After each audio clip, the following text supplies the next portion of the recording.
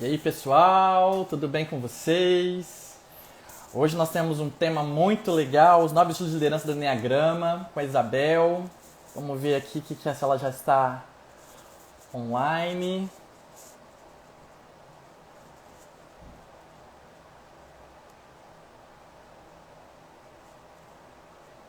Muito bem.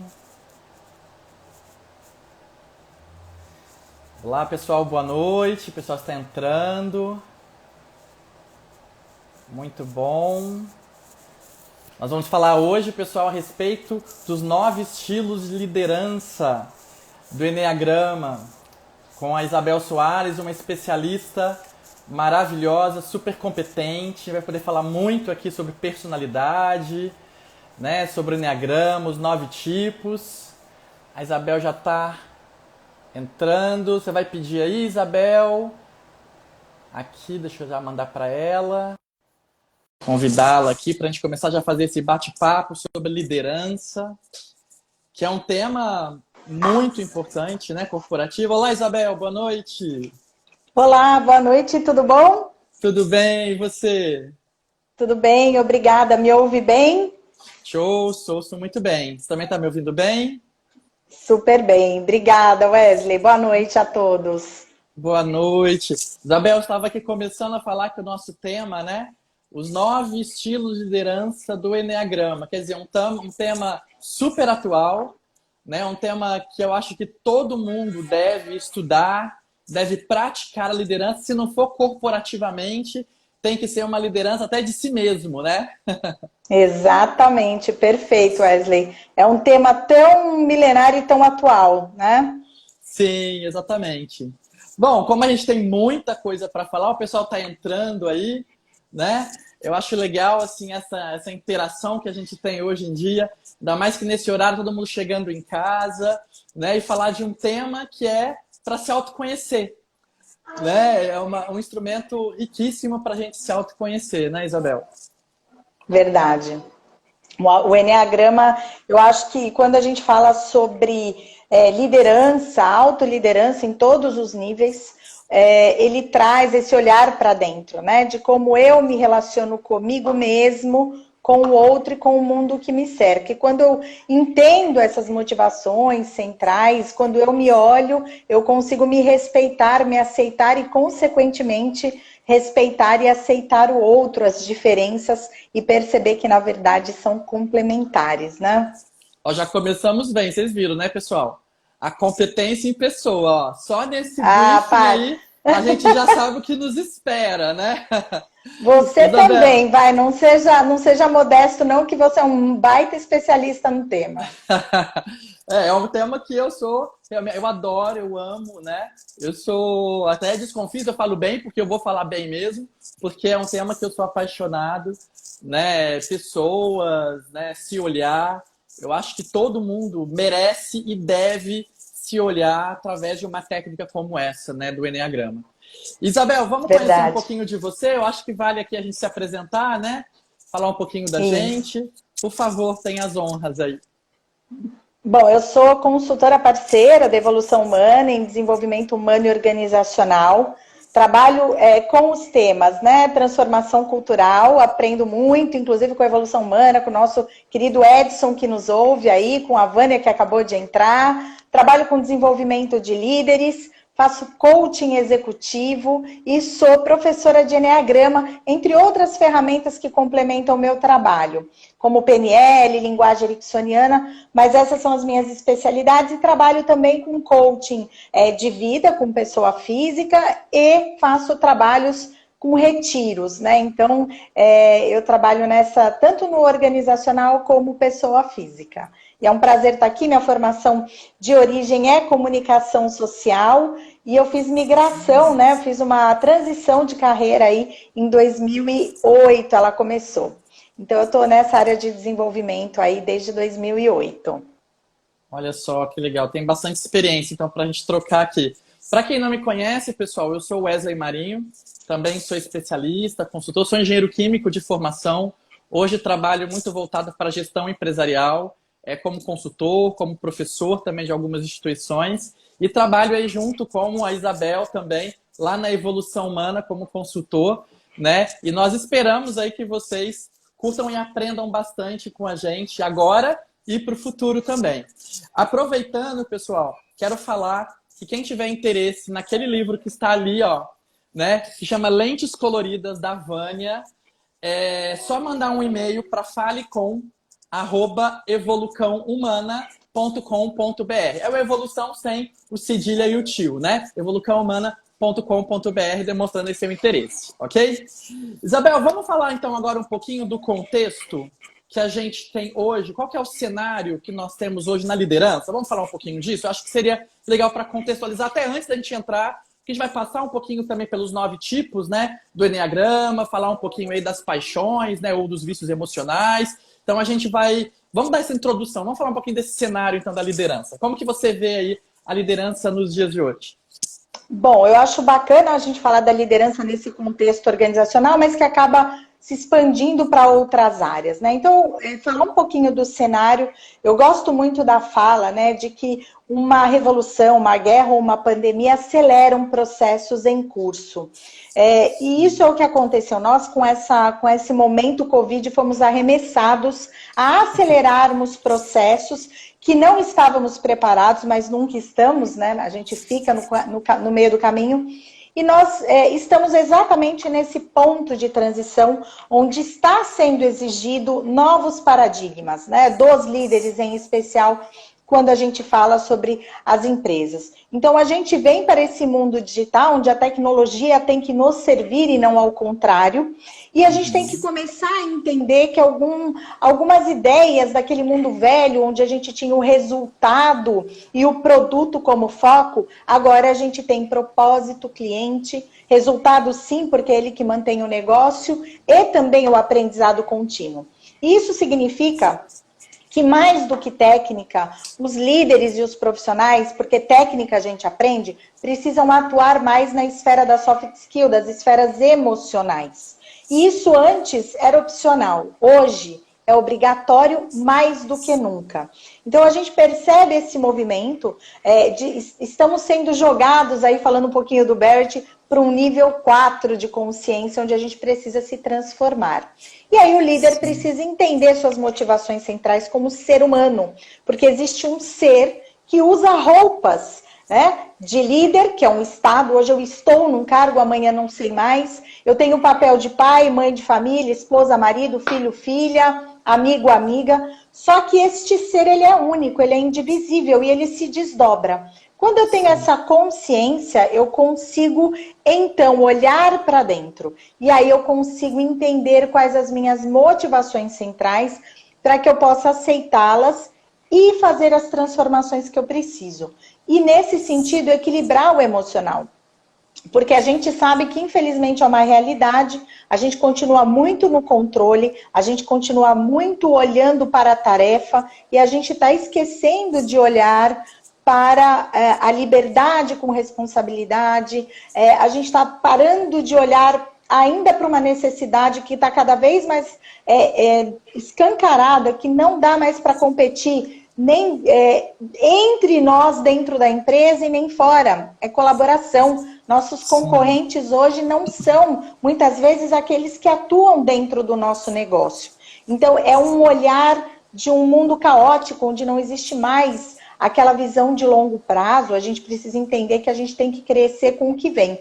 Menos conteúdo e mais contexto. Só que se eu não tenho autoconhecimento e se eu não domino as minhas emoções e as minhas motivações, o porquê faço, o que faço, eu não consigo fluir nessa nova demanda de novos paradigmas e novo mundo.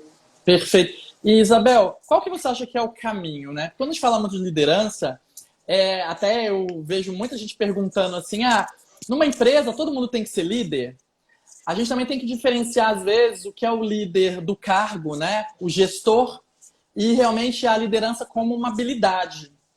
E isso, existe uma certa confusão das pessoas, né? Porque, às vezes, as pessoas dizem, mas todo mundo tem que ser líder? Primeiro que, o que a pessoa está falando de liderança? A gente está falando da liderança como um gestor, a gente está falando da liderança como uma habilidade que todos podemos e devemos até ter, né? Já quase que respondendo aqui, até a liderança de nós mesmos, né? Porque é isso que você traz da gente ir para o nível 4 de consciência para ter transformação, aquela coisa do poder do agora, né? É de você conseguir entender que o que eu estou fazendo agora, onde eu estou, para onde eu estou indo neste momento, por mais que eu esteja pensando ali estrategicamente na minha empresa, na minha área, no meu cargo, ou na minha atividade para onde eu vou, mas a gente vê que muita gente às vezes se sente perdida. Né? Até empresários mesmo, eu conheço muitos empresários, donos de instituições, até de ensino, pessoas donos de fábrica, e que eles sempre perguntam assim, mas como que eu começo? Né? Porque é tão difícil, é um desafio tão grande a gente mudar. E aí a gente, né, a gente sabe que tem aí uma sequência, eu acho que interessante, né? Mas você poderia falar um pouquinho na sua visão, como que se começa a trabalhar e se desenvolver um líder dentro de uma empresa ou um líder de si mesmo? Porque é bem o que você falou, né? É uma excelente colocação. O líder, ele não necessariamente vai ter um cargo. Ele vai ser um líder nato, muitas vezes. Ele é um multiplicador de opinião, seja positiva ou negativa, né? Então, assim, a gente vê grandes líderes que foram péssimos seres humanos, né? Então, a gente sabe que esta capacidade, às vezes ela é nata e às vezes ela é aprendida. E aí, o primeiro passo é liderar a si mesmo. E liderar a si mesmo está muito ligado a fazer muito bem o que eu faço. E aí que eu gosto muito do Enneagrama, porque a personalidade da empresa, ela chega onde ela chega porque ela foi útil, assim como o indivíduo. Então, minha personalidade, naturalmente, ela me traz para tarefas, a executar bem tarefas naturais, que eu tenho as habilidades, mas aí quando eu sou promovido a um cargo oficial de liderança, é justamente porque eu me autoliderei muito bem, seja emocionalmente, às vezes nem sempre, mas deveria ser, né? Ou as minhas tarefas, a gestão do meu tempo, a parte relacional. Só que eu preciso entender que quando eu escolho um cargo, eu estou escolhendo que eu primeiro desenvolva a mim mesmo. E aí eu vou poder desenvolver os outros, porque liderar é desenvolver pessoas. E o caminho é o autoconhecimento. Esse é o primeiro passo. Sempre que eu tenho oportunidade de fazer um trabalho dentro das organizações, antes de qualquer coisa técnica, como comunicação, gestão do tempo, conflito, feedback, que a gente está bem acostumado, o primeiro passo é o autoconhecimento, porque ele vai trazer a minha personalidade à tona e como ela se desdobra nesses papéis, né? Perfeito.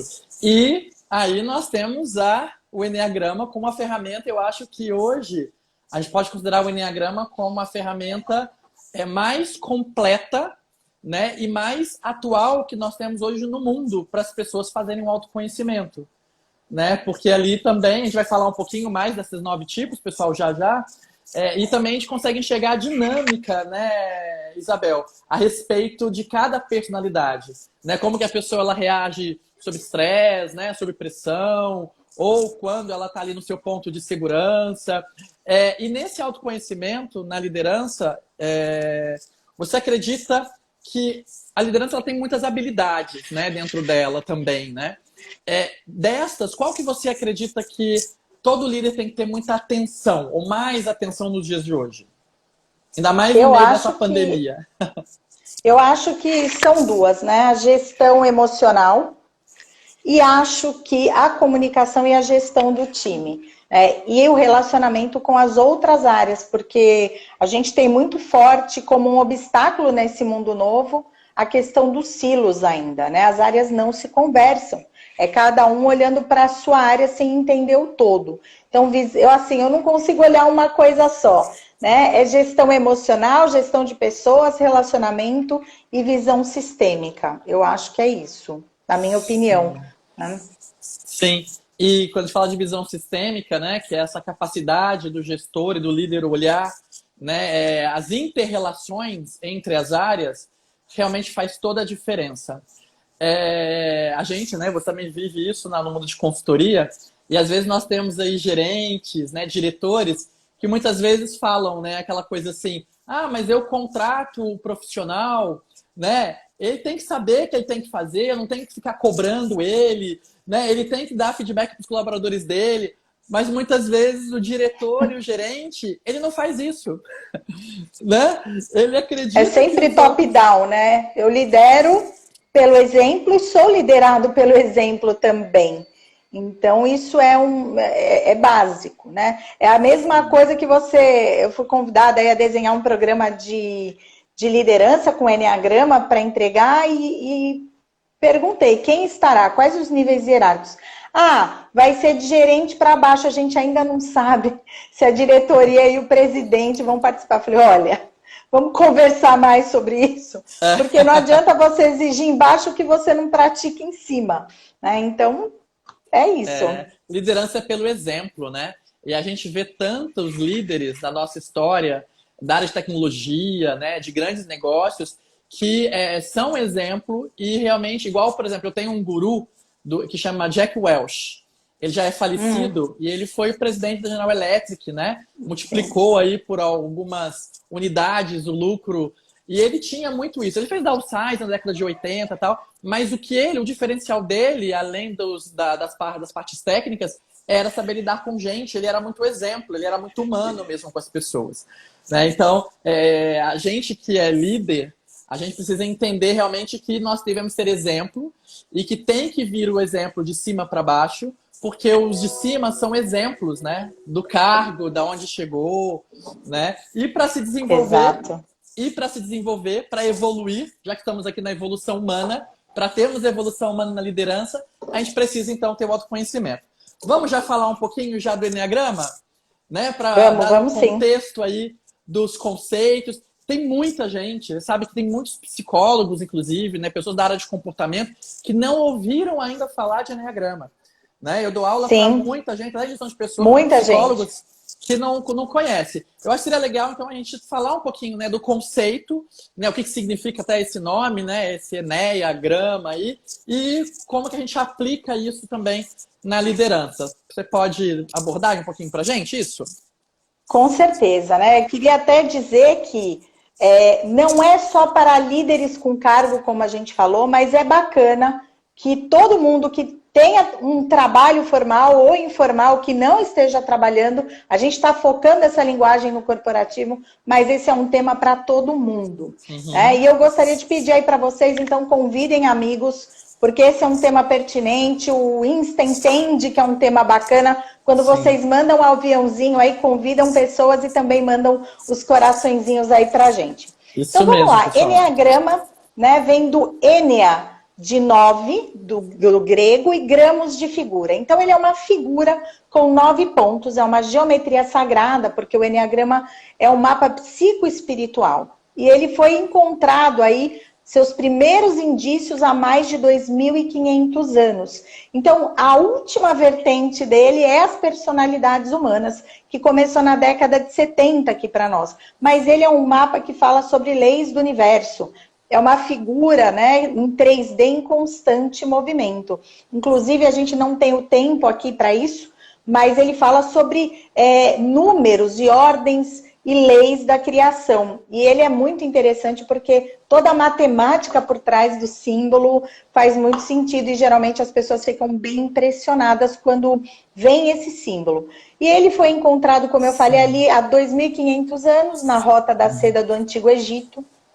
E ele foi propagado aqui para o Ocidente por um camarada chamado Gurdjieff. E aí o trabalho das personalidades foi criado por Oscar Ichaço, e que foi depois lá da Universidade de Berkeley e foi divulgado pelo nosso querido Cláudio Naranjo, né? Falecido esse ano, foi ele que difundiu aí aqui no Ocidente o Enneagrama das personalidades humanas. Sim. E tem uma figura, né? Tem um círculo, Isso. Tem um triângulo e tem uma hexade, né? Ou uma hexade. Eu não tenho aqui comigo ele, mas é isso. Né? Depois vocês podem dar um Google aí. Dá um Google, isso. Que a figura tá lá. Sim. E ali nessa figura, a gente tem a representação então, desses 9 tipos de personalidade, né? E como que a gente aplica o Enneagrama? Porque quando a gente fala da liderança, nós estamos falando realmente de gestão de pessoas, capacidade de influenciar pessoas, né? E a gente sabe que as pessoas elas são realmente muito diferentes. O Enneagrama, por exemplo, mostra pra gente esses 9 tipos, Mas lá na nossa empresa ou na nossa casa, né, a gente tem ali pessoas de todos os tipos de personalidade. E aí que surgem os conflitos, né, as diferenças. Inclusive, pessoal, realmente clica na setinha aí, manda a sugestão dessa live para as pessoas que você acha que precisam trabalhar com pessoas, saber lidar com Mande, gente, saber trabalhar com conflitos. mande para amigos e para inimigos também, porque aí os inimigos ficam melhores. Entendeu? Exatamente. E eles vão te entender e vão entender você e vão entender o grupo, né? E é interessante falar que o Enneagrama também, pessoal, ele é uma técnica que ele vai fazer você se enxergar e não ache que enxergando o outro você vai se desenvolver. Você vai se desenvolver primeiro, e até para se desenvolver como líder, você tem que se desenvolver primeiro. E eu garanto, quanto mais vocês olharem para vocês, mais vocês serão capazes de gerenciar as pessoas, porque você vai as entender melhor, né, Isabel? Você vai conseguir enxergar os pontos fortes, os pontos a melhorar e entender que a origem dessa personalidade, que eu acho que é o que a gente poderia abordar um pouquinho agora, Isabel, ela às vezes, a pessoa não tem culpa.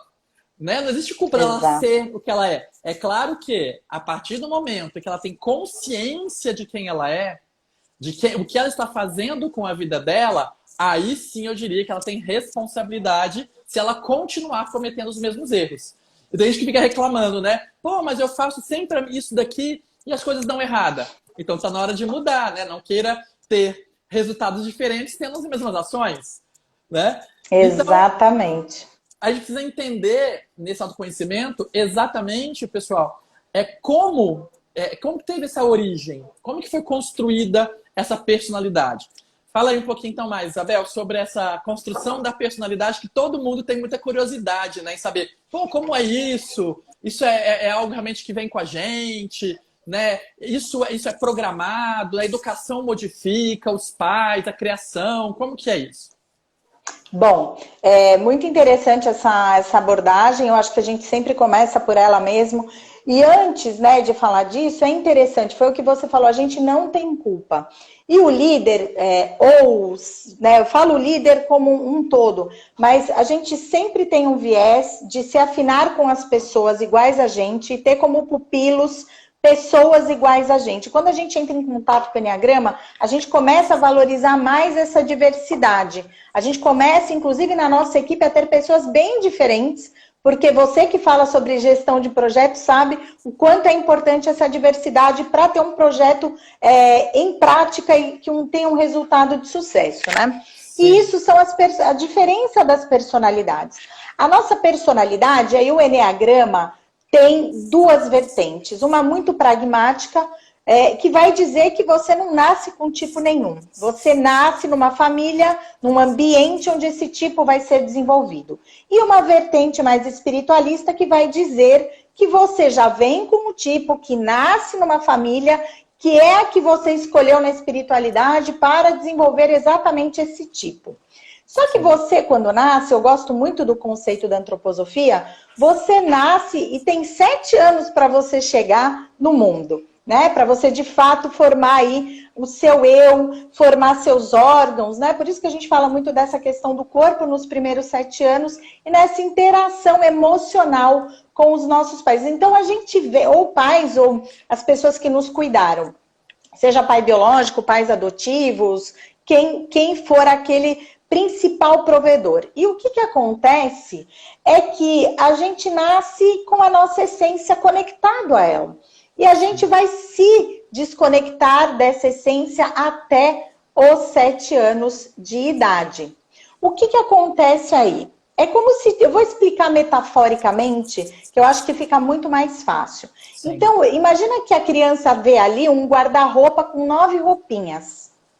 E ela tá começando a se entender, ela não tem conteúdo emocional, ela precisa interagir com os pais, com os seus provedores. E aí ela vai falar assim, será que se eu gritar o leite vem mais rápido? Se eu der soco no berço? Ou será que se eu der uma risadinha vai chegar primeiro? Será que se eu imitar o gesto de papai e mamãe o leite vem mais rápido? Ou será que se eu ficar quietinho minha mãe vai saber que é hora de eu comer e vai trazer o leite? Então a criança vai testando nessa primeira infância, nesse primeiro setênio, qual vai ser a estratégia de sobrevivência que lhe serve mais. Então, Sim. quando ela chega nos 7 aninhos, essa estratégia se formou. Ela escolheu no guarda-roupa uma dessas roupinhas. Só que o grande equívoco é que ao mesmo tempo que a nossa... É um paradoxo, né? Onde a gente se desenvolve, a gente se limita, essa criança passa a ir para o mundo acreditando que essa roupa a define. Então, ela entra ali num padrão de realidade criada por ela e ela vai assim para o mundo. E o que acontece é que quando a gente cresce e se depara com algumas questões, a gente vê que esta personalidade nos leva em muitos lugares, mas não nos leva em todos. E aí a gente começa em algum momento a sentir essa necessidade de nós nos desenvolvermos. Porque a personalidade, ela nos limita, quando elas nos desenvolve em aspectos específicos, mas ao mesmo tempo ela é o nosso caminho, nosso veículo para a alma, para o nosso desenvolvimento. Sim. E é esse cuidado que a gente também tem que ter, né? Porque quando a gente olha para as pessoas e quando a gente domina técnicas de personalidade, a gente às vezes rotula. Porque quando a gente se coloca num tipo do Eneagrama, a gente acaba rotulando a gente e os outros. Mas a gente tem que se lembrar que essa roupa, ela tá lá mais próximo da nossa essência. Mas não quer dizer que é a única roupa que eu posso utilizar. Que aí define exatamente a maturidade do profissional. A maturidade, na verdade, quando a gente tem a nossa maturidade profissional e a nossa maturidade pessoal, né? Que também tem uma certa diferença. Porque, de repente, na minha casa, eu troco de roupa, eu troco de personalidade. Na verdade, a gente até vai explicar esse trocar personalidade, né? Que é a pergunta que não quer calar. Eu vou fazer já. A pergunta que não quer calar. A personalidade, então, muda? Não, a personalidade ela não muda, né? Eu gosto muito de dar esse exemplo. O que muda é nosso nível de consciência. Exatamente. O que acontece é que o símbolo, porque muita gente fala, nossa, eu me sinto tipo tal. Ah, eu me sinto tipo tal. Também me sinto. Sim, porque o símbolo do Eneagrama, né, aquela esfera que tem no símbolo, para quem tiver o símbolo aí, ela representa o todo. Uhum. E aí é quando a gente ainda não saiu do estado de unidade da origem. Então essa roupa, ela sai nessa separação da origem. E nós nos vemos nos outros. Temos de todos os tipos, mas temos um preponderante que não muda. O nosso nível de consciência muda. Ou se você não busca autoconhecimento, a vida vai te amaciar. Né? Porque você vai passar pelo que é pertinente de todos os seres humanos, e aí você vai receber influência de outros tipos. Mas esta personalidade não muda, o Eneagrama não te coloca numa caixa, ele mostra a sua estratégia de sobrevivência e ele te dá um mapa preciso de como sair dela. E na verdade eu não gosto nem de falar sair, é como você usa novas possibilidades em situações em que sua roupa te limita. Transita, né? Você transita por elas, né? Muito bem. Exatamente. Eu perguntei essa coisa também da gente mudar a personalidade, porque realmente é uma dúvida muito comum das pessoas. E sabe que tem uma estatística, né? Que 95% dos cientistas da área de comportamento, eles são unânimes em dizer que a personalidade ela não muda.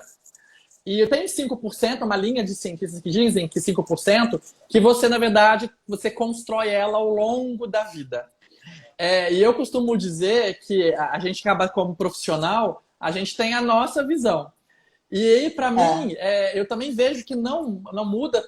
Eu concordo lá com os 95%. Até quando eu era engenheiro, lá atrás, eu acreditava muito que realmente não mudava, né? Porque eu falava assim, imagina, alguém vai me olhar numa dinâmica de grupo, aqueles processos seletivos, vai conseguir me mapear em 1 hora, né? Mentinha, eu era quadradinho, né? Era cartesiano lá como engenheiro. Agora não, agora realmente eu vejo, até quando eu aplico dinâmicas de grupo para selecionar profissionais, sob pressão, né? Que ali tem toda uma pressão, sobre a dinâmica no que você coloca uma pessoa como liderança, ou você faz alguns movimentos na dinâmica, e você percebe exatamente, sob pressão, quem é a pessoa. Que por mais que ela coloque uma roupinha diferente, dependendo do movimento que você tem na maturidade dela, você consegue enxergar essa personalidade construída lá mais próxima da nossa essência. né? Então, eu só quis colocar isso porque eu também já pensei no passado, concordando com esses 5% de cientistas aí, achando que modificaria. O que Aqui, eu acho é pessoal, vai assim, eu tenho colocando uma perguntas. desculpa, vai colocando pergunta, gente. Desculpa eu. Eu acho que eu tenho uma visão um pouquinho diferente. Eu Sim, acho que a nossa personalidade, ela tem os níveis de consciência, mas a gente também tem uma questão aí de condicionamento social. Quando sim, eu estou na minha casa, a minha persona fica mais despida e, sim, portanto, mais longe da minha essência. Quando eu estou no trabalho, quando eu estou na vida social com pessoas que me conhecem pouco, a minha persona fica mais mascarada, mas no sentido dela ficar mais comportadinha. E a gente ainda assim nós ainda assim estamos transitando em todas as roupas, só que com sim. aquele condicionamento social do que é certo, Perfeito. do que é aceitável, do que não é. Uns se preocupam mais com isso e outros menos. A Vânia está perguntando as nossas roupas. A minha é tipo Sim. 6. A minha é tipo 7. É. A gente vai falar já já desses tipos, viu, pessoal? E uma outra coisa, eu vi aqui que alguém comentou que tem que fazer um teste, né? E a gente até já conversou um pouco disso, né? Fala um pouquinho se teste funciona, se teste não funciona aí pra gente, Isabel. Eu não gosto de Eu teste, eu também falei não. isso para o Wesley, né? E aqui alguém está falando, pode me chamar de Desi? Desculpa, não. O eneatipo não muda, muda nível de consciência, tá? Sim. O que você perguntou? Desculpa, Wesley, olha só, escapei agora, fui longe. A pergunta é se o teste ele funciona, porque a gente É tinha o conversado sobre teste. isso e a gente fala que não funciona. E é meio perigoso É, até, eu acho, fazer testes da eu não internet, né? Tem gosto. vários. Eu não gosto por duas razões. A nossa personalidade, ela opera fortemente entre os 15 e os 25 anos, 18 e 25 anos de idade. Sim, Então, quando você faz um teste, se você não se lembrar disso, a probabilidade de errar o tipo é muito alta. Como eu sim, falei, a vida vai trazendo situações, a gente vai aumentando aí o nosso nível de consciência. uhum, Também existe uma questão de que não é considerado os instintos quando você responde um teste. E aí você pode ter muito, naquele momento de vida, respostas que levam a um outro tipo que pode confundir com o seu. Isso já aconteceu muito. muito. Eu tenho uma cliente que se viu por anos como tipo 7 do Enneagrama, depois passou pelo 8 e hoje, depois de passar por uma entrevista, considerando o instinto, considerando tudo, ela viu e realmente ela se achou no tipo 6. Porque ela falava 8, não, tal 7, não batia com as ordens possíveis dos instintos. Então a gente tem que ter muito cuidado. Então eu sou sempre a favor de participar de um workshop onde você possa ver os outros tipos operando, porque aí não tem Uhum. como, você vai se achar na sua tribo, né? Ou fazer uma entrevista de enneagrama, E né? pessoal, E não eu é só aconselho. entender o tipo, Desculpe, Isabel, eu mas aconselho muito no que a Isabel está falando agora de vocês fazerem o curso dela, que está na Academia Evolução Humana, falando exatamente sobre Enneagrama, estilos de liderança com o Enneagrama. Então, vocês vão ver que vai ser uma oportunidade única de vocês não cometerem o erro de ir na internet, buscar um testezinho que parece ser prático e corre o risco de você se rotular de uma forma e começar a entender de uma maneira diferente, errada, até para sua gestão e também do olhar do outro. Não é o teste, realmente a gente não aconselha, nem a Isabel, porque o ideal é que você entenda a técnica, entenda os instintos e você, por autoconhecimento, coloque qual é o seu tipo de enneagrama. E vamos falar do instinto, né, Isabel? Você comentou aí do instinto. Vamos definir o que é o instinto e talvez, já são 19h34. A gente tem que. você tá brincando. Sério. Ó, eu posso dar uma sugestão em falar de instinto? Que existem três, né? O social ligado ao grupo, ao coletivo.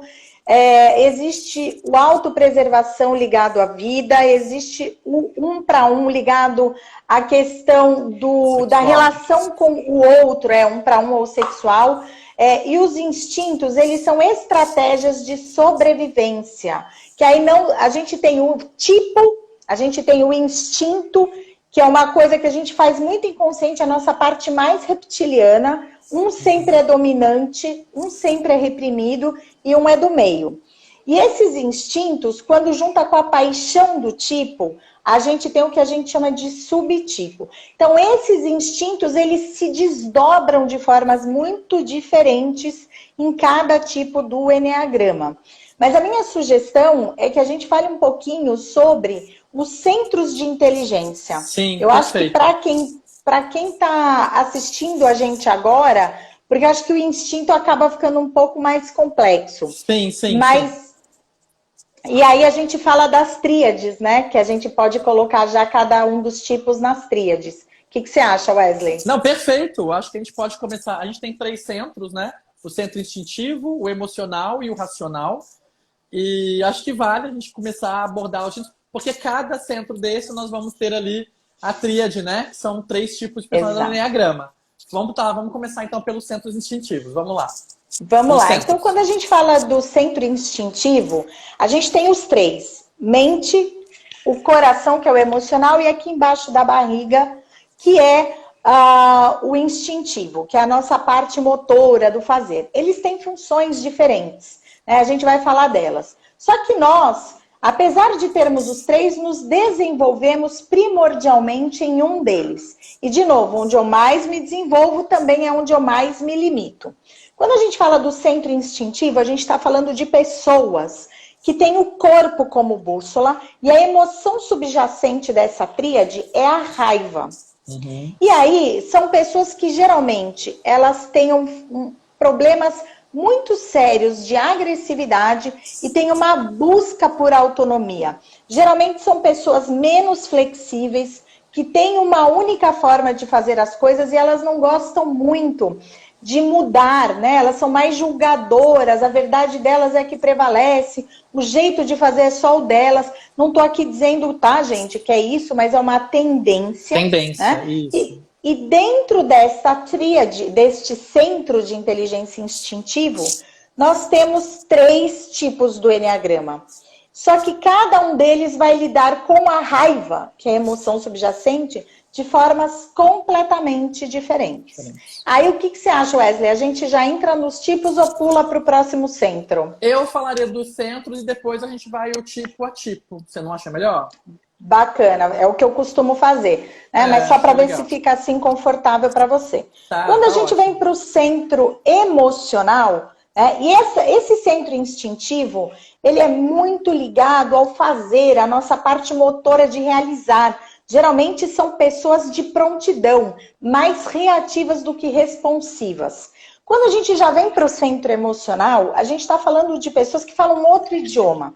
Porque apesar do centro ter 3 tipos de eneagrama totalmente diferentes, este centro tem uma linguagem comum para os 3 tipos. Então, no emocional, a emoção subjacente é a tristeza. Alguns autores chamam de vergonha. Eu não concordo, né? Porque eu acho que a gente tem as 4 emoções primais e a gente tem nos centros de inteligência a raiva, tristeza e medo. E a alegria, que é de todos. Então, quando a gente fala sobre tipos, os emocionais, eles aprendem sobre eles através do relacionamento com os outros. E aí, eles são muito volúveis. Não é como os instintivos, que são mais objetivos, ou os mentais, que precisam colocar tudo numa caixinha de ordem.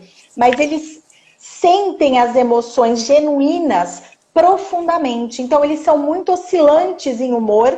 De manhã tá pensando uma coisa, à tarde já mudou, o que é muito diferente para um mental, para um instintivo. São pessoas que não importa fazer sentido, mas elas têm que se conectar com o outro. Então, são pessoas mais empáticas. Tem uma questão de rejeição, então elas se preocupam mais em como elas estão sendo vistas pelas outras pessoas. Então, aqui é um centro emocional de conexão com o outro. E vão percebendo que cada um deles, eles têm uma função, são extremamente importantes. Mas se eu só, aqui no centro instintivo, vou reagir ao mundo, eu vou ter problema em algum momento. Eu vou ser ótimo numa emergência, vou ser ótimo para realizar coisas, mas eu vou ter problema de conexão, vou ter problema com planejamento.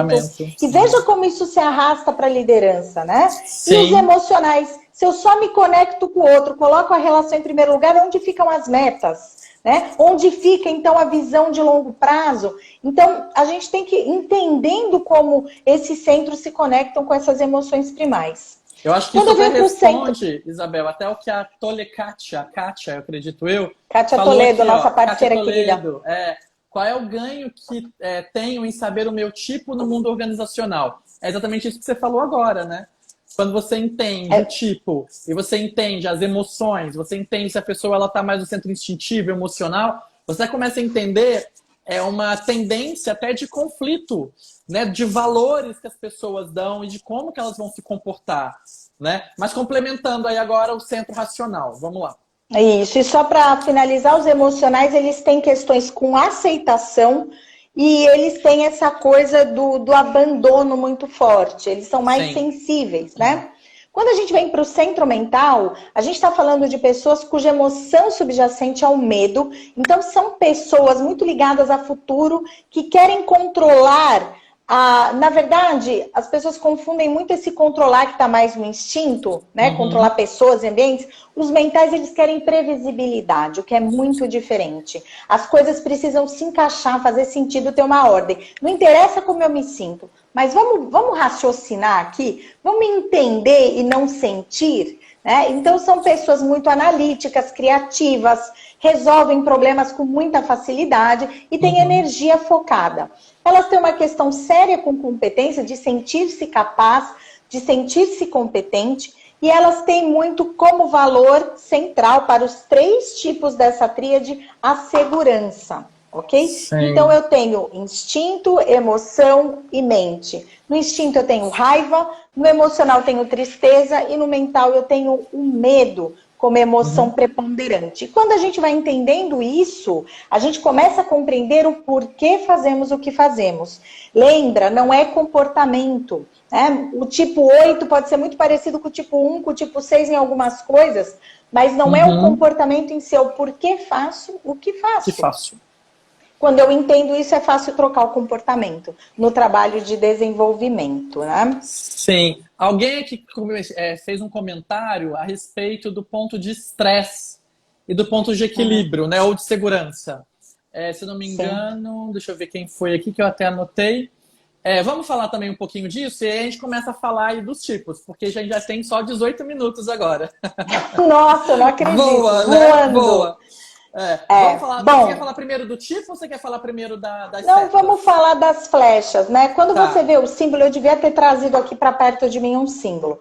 Esse símbolo tem um triângulo interno e uma éxide. E esses tipos, você é maravilhoso, eles se conectam por setas. Então, todo tipo vai ter uma flecha que vai a favor dele, que é o ponto dele de estresse e de desenvolvimento. Por que estresse? Porque se eu não passar na minha contra-flecha, que é a outra, que é meu ponto de energia ou integração, eu não consigo me desenvolver. Então, num ponto, na contra-flecha eu me energizo e na flecha a favor eu me desenvolvo.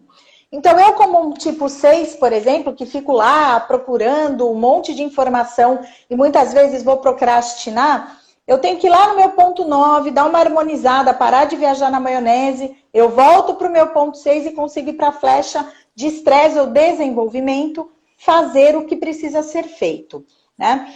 E é muito importante entender, e eu vejo muita gente preocupada com ponto de desenvolvimento, ponto de energia, não dá para trabalhar desenvolvimento sem antes pescar a nossa paixão operando. Esse é nosso primeiro desafio, porque a nossa paixão é o nosso emocional inferior. E ele está muito ligado à nossa parte mais inconsciente, como dizia Gurdjieff, a nossa alma animal. Então, por isso que se a gente não domina as emoções primeiro, não adianta trilhar caminho de desenvolvimento em asas e nem em flechas, tá? Sim, e eu falo sobre isso lá no curso, que está aí, informações na bio da evolução humana. Você quer passar pelos tipos já, Wesley? Nesses 16 minutos que temos, né? O pessoal está comentando aqui, até tem gente que falou que aconteceu com ele também de olhar de repente o errado, né? Uma tendência que é a revedelar, uma tendência quando se está em nível de consciência baixo, né? Que foi aquilo que você estava comentando também. Tem alguns comentários ali, mas acho que é legal nesses minutinhos que a gente tem agora passar rapidamente pelos 9 tipos e falar um pouquinho, né, do vício emocional. E talvez explicar na prática como que funciona, então, essas setas que você exemplificou agora com nível de consciência, inclusive, com um tipo, pelo menos. Por exemplo, vamos começar lá pelo tipo 1 mesmo, né? Começar pelo primeiro. Não pela Vamos começar pelos instintivos, que é fácil da gente explicar como é que a raiva opera. Pode ser? Vamos lá. Pode ser. É o 8, Então 9 e tá. 1, né? Isso. Quando a gente fala do centro instintivo, de novo a gente falou da raiva como emoção subjacente, a gente vai falar que o tipo 8 na raiva explode, no 1 implode e no 9 finge que a raiva não existe. Então, começando pelo tipo 8, que é o tipo que a gente chama de o poderoso no Eneagrama, ele tem o que a gente chama de maior controle. É uma pessoa que não passa desapercebida num ambiente onde ela entra, né? São pessoas muito vigorosas, muito energéticas. Elas não têm agenda oculta, elas são extremamente explosivas e elas falam o que tem que falar. O que beira ser tosco com o ser ingênuo, né? E muitos líderes são vistos neste ponto como grosseiros, mas para eles estão sendo simplesmente objetivos.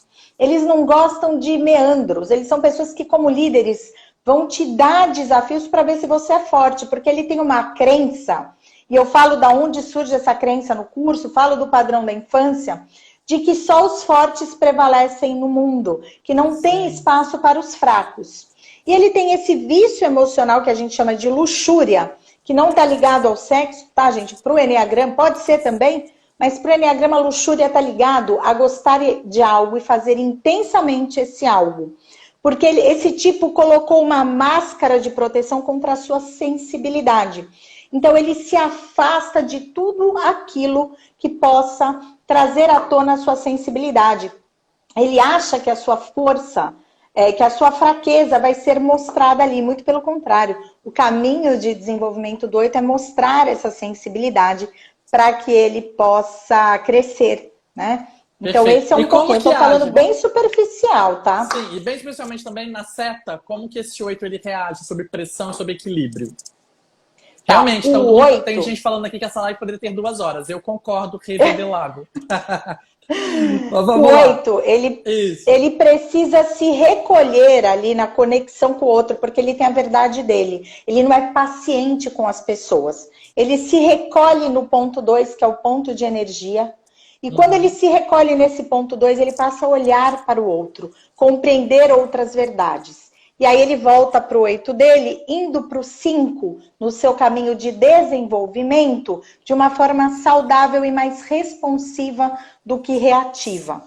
Porque se ele não faz esse caminho, ele vai para o 5, se reclusa lá, ele se isola do mundo, num ponto de estresse onde deveria ser seu desenvolvimento, e ele acessa zero esse ponto 2 de acolher o outro. Ele acaba protegendo o outro de uma forma muito nociva, né? De forma que ele possa, inclusive, controlar esse outro. E aí não é saudável, né? E vale lembrar também, né, que as personalidades, pessoal, cada uma reage de uma forma. A pressão ou o estresse para um tipo 1 é diferente do tipo 8. Né? E é isso também que um líder precisa entender na prática o que ele tem que fazer. Por quê? Como que reage um tipo 1, pegando o centro instintivo, né, sob pressão? Então ele sabe que ele vai migrar lá para uma personalidade tipo 4, né, incorporando muitas vezes até a comparação para com o outro, focando no que falta.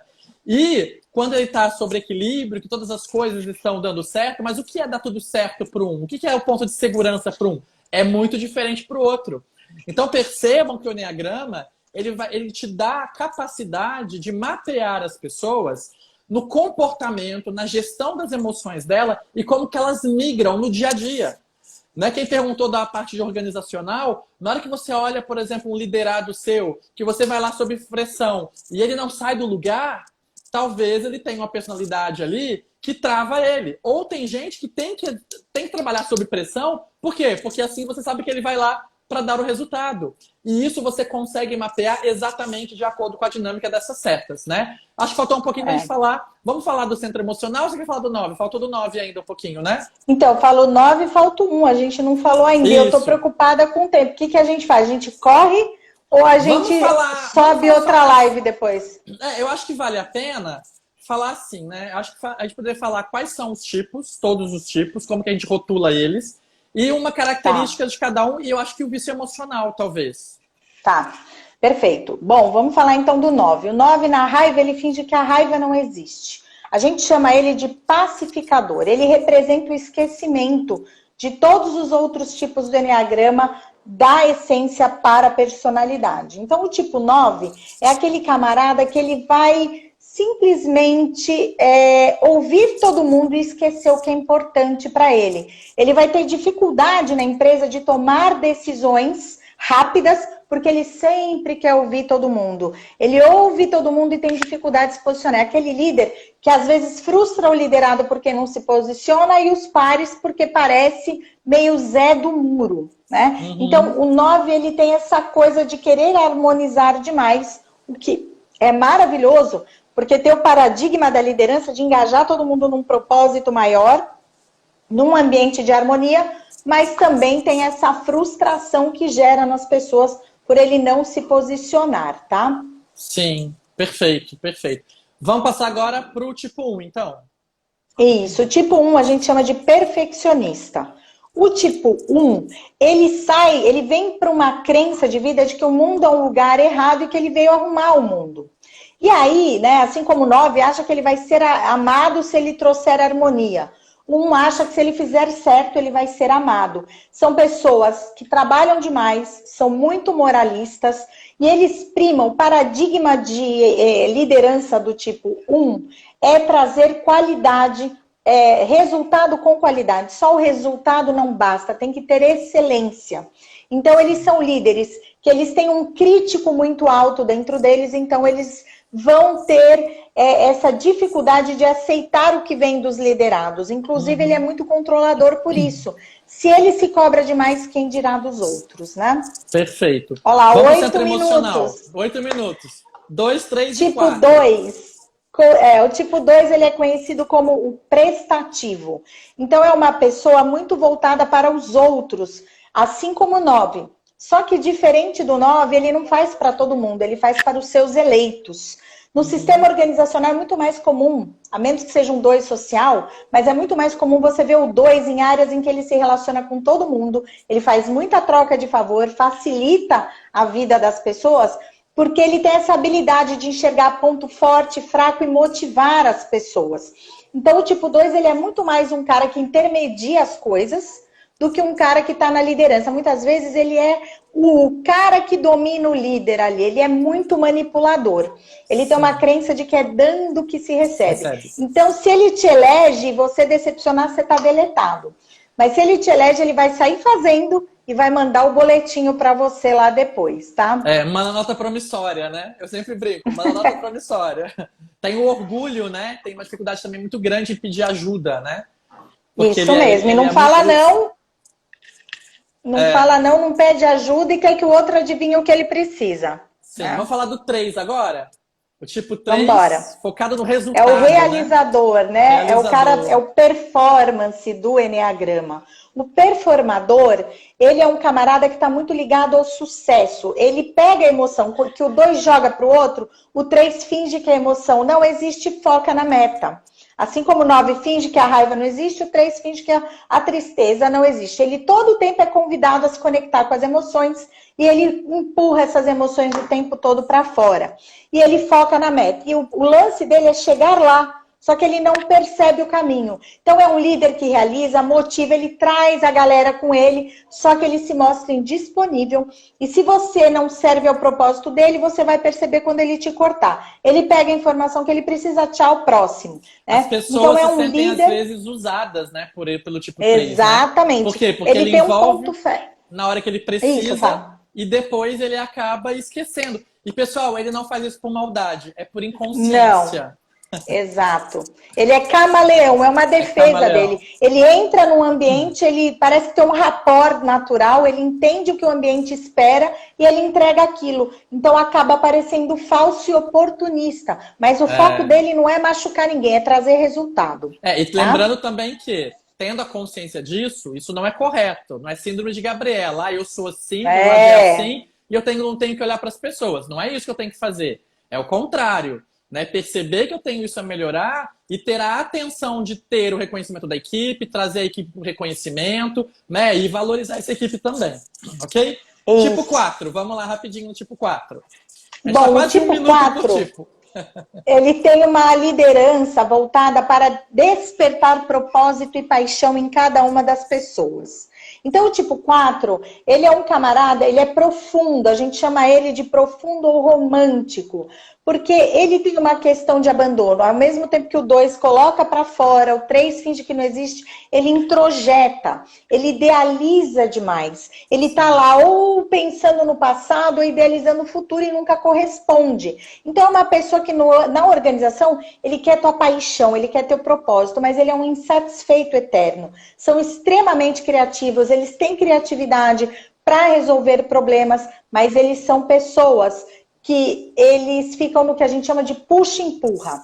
Ele Sim. tem a inveja emocional, então, e não é inveja material, é a inveja emocional de que acha que o outro líder ganha mais, que o outro líder tem mais benefício, que o outro líder... Então, ele oscila de humor o tempo todo. Eu tive um cliente 4, que ele era o que mais ganhava, foi promovido, foi para fora e ainda assim estava super insatisfeito. Tem E tudo eles na vida e oscilam foca muito no de que humor. falta, né? Foca na falta. É. Exatamente, bem colocado, Wesley. Legal. Aí vou falar agora da tríade lá do racional, do centro racional, né? Do tipo 5. Isso. O tipo 5 tem um paradigma de liderança, ele quer criar um ambiente de sucesso por meio de pesquisa e planejamento. O tipo 5, ele lida com esse medo para dentro, ele busca conhecimento, ele busca coisas objetivas onde se apoiar.